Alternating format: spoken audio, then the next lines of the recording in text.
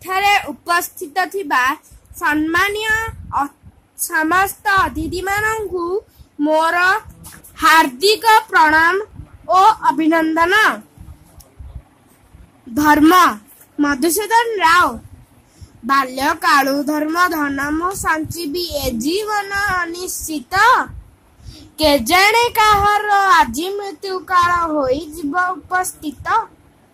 क्षुद्र कीट हुई अल्प अल्प करी ब्रचई बल्मिक घर मुहि से परी संचीबी जतने पुण्य धन निरंतर।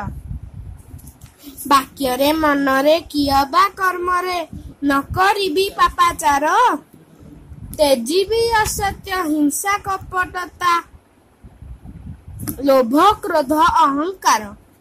सत्य मने रखी सत्य को बुझीबी गाईबी सत्यर जय मंगल कार्य रे लागी थी सदा तेजुण सकल भय।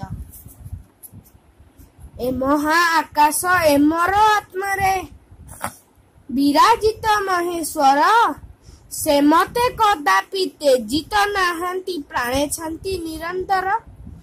जीवने मरणे संपदे विपदे रोगे शोके केते बेले केबे न छाड़ीबी से प्राण सखांकु से मते तारिबे फेले। सर्व अधिपति सर्व अंतर्यामी सर्व शुभ बुद्धि दाता धर्मर आकार अटंती ईश्वर सर्वभुवन विधाता। Thank you. जय जगन्नाथ।